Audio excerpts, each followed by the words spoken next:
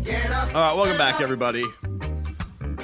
It is Tobin and Leroy here with you on 790 The Ticket. Marlins have Game 3 of the NLDS today. Must win for them. They're facing elimination, down 2-0 to the Atlanta Braves. They lost yesterday 2-0. Tough loss. You know, it was one of those you just couldn't get anything going.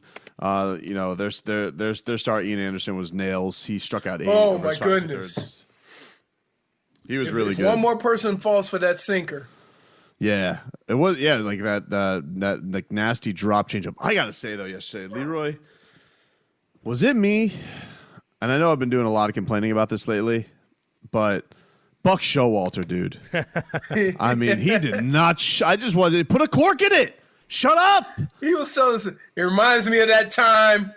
And you're like, and he would just like, he would come with things and be like, John Birdie steps to the plate. Let me just tell you something. This guy's a baseball player. A baseball player. This guy's a baseball player. He like, does the old John Gruden? Yeah. I'm like, oh. He's baseball John Gruden? He dubbed everybody on the Marlins a baseball player, which is not inaccurate, but also useless.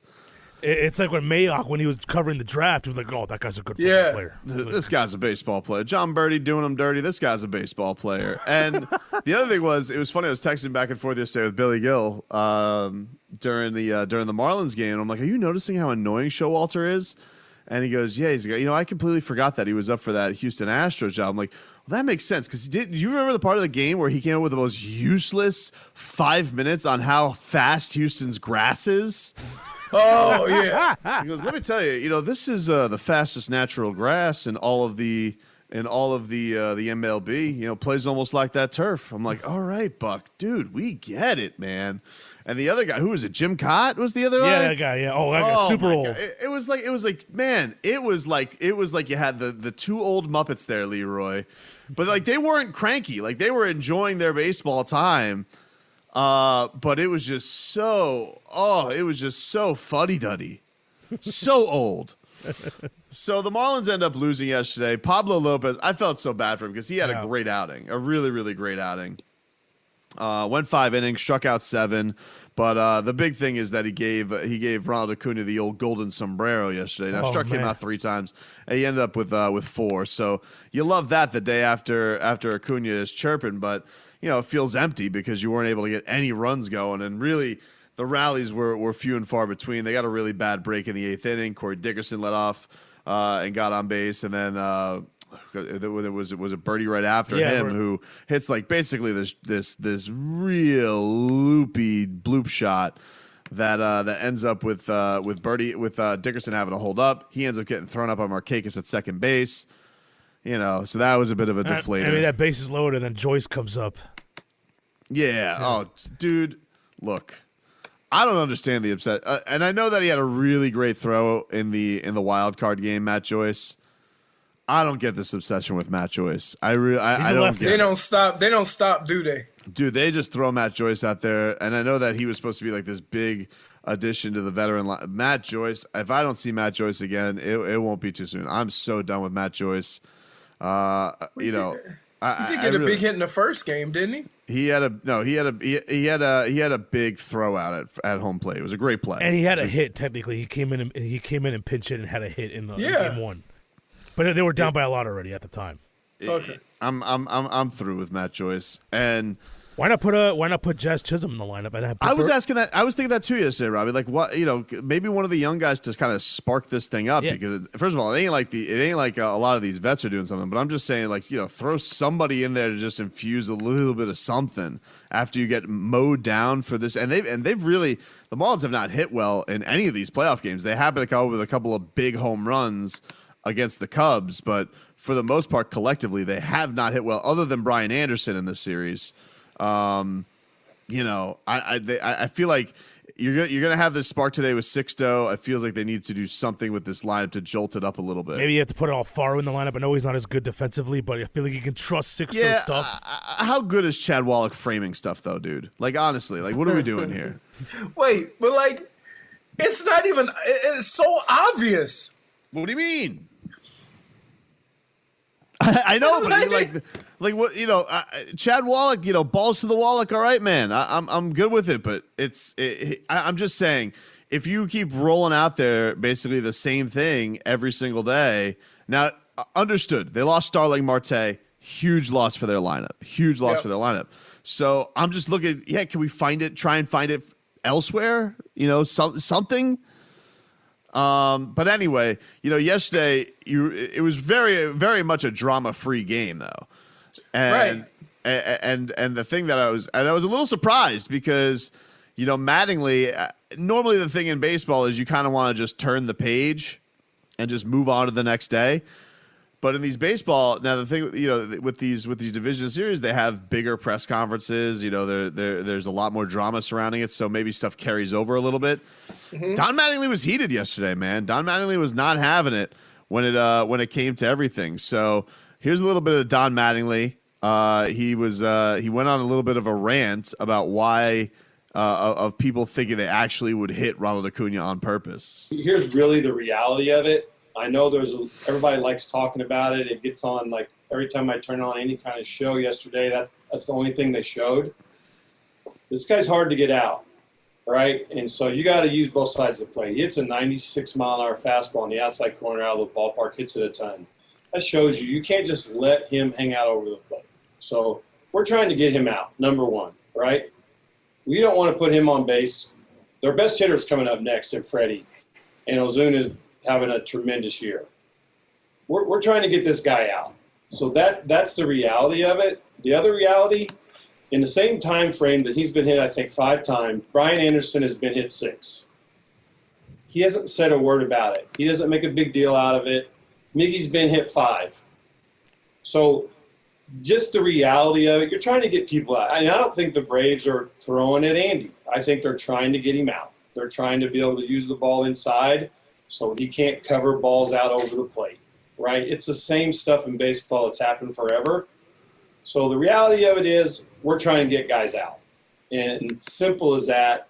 And I think either social or, the talk shows or the Sports Center or whoever, that's just good TV, right? So we get past all that. We got to try to win a game. Keep it simple. We're going to try to get this guy out, right? And it's simple as that. So there's Don Mattingly before yesterday's game, which that's my big point of it all, Leroy, is like I get Acuna being pissed. All right, I understand it, but also you don't have to make everything the biggest deal. Everything happened. By the way, Brian Anderson passed him in getting hit by pitches yesterday. He got hit again yesterday by the Braves. Now it's an obvious situation. They wouldn't want to hit him. But now he's been hit more than Acuna. But do you want to know how many times he's belly ached? None. Here's the problem. He's young. He's a little bit spoiled simply because he's gotten so much praise. And it happens in every sport. When a young star comes up in basketball, he complains about not getting no calls. Hey, man, that's the way it is. Well, in this case, they've praised him so much in the last 2-3 years that he feels that everything's done intentionally or purposely to get him off his game. Mm. Whereas if it was an old veteran, he would understand my elbow's on the inside corner of the plate and they're trying to use the whole plate. I just got to be ready. So it has to do with it being a young player, and we don't accept that. We won't accept, hey, this guy's young. He probably doesn't, he's not a veteran guy. I will say this. That nonsense should not be coming from Atlanta, who've been standing on their soapbox for the last 20 years telling people how to play baseball. Agreed. That is what you should have a problem with. I do. I have a huge. No, I know. I mean, like all of it bothers me. And it's one of these things where they forever have been the team that polices this stuff. Right. And so now all of a sudden you have the hot young star who is a really good baseball player. I'm not. This is one of these things where I'm trying to water down how good Acuna is. They put up the numbers yesterday. They're against the Marlins. They're video game numbers. It's ridiculous. Right. But again, to think in that situation, the Marlins are trying to settle beefs is bogus. In They're the trying playoffs. to go in the playoffs. They're trying to go win a championship just like they are. That's just it. I mean, and I'm shocked that even, Manley is getting on is gone this far with it. Because it has more to do with a young player than anything else. Because here it all started when the dumbass manager came out and started almost like he was trying to support his player, and then after the fact, you can't. When you start it right like that, you can't come back after the fact. I think my theory is this. And they've been, normally when there's controversy around your team, I feel like normally the idea is to water it down and just kind of move on. You want to put your head down and keep moving forward. Mm-hmm. But because the Marlins nationally have such a negative reputation and this new ownership and this new group is taking over, I think their instinct right now is kind of to fight back publicly, because otherwise who is going to – if they don't stand up for themselves, who's going to stand up for them? That's why when Miggy Rojas gets upset about them being left out of an ESPN graphic. That's why Derek Jeter, gets pissed off. When does Derek Jeter say anything? Right. Ever.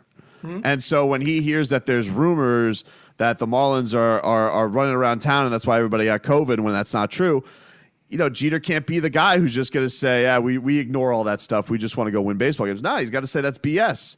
And so I think that's what it comes from. I think that the Marlins being in this position of already having this preconceived notion that they're a team that doesn't belong, doesn't deserve to be there, doesn't have the support behind it, they kind of have to fight for themselves, because if they don't, who is? I think that's what it probably is. That would be my guess. Because I'm with you. Mattingly normally...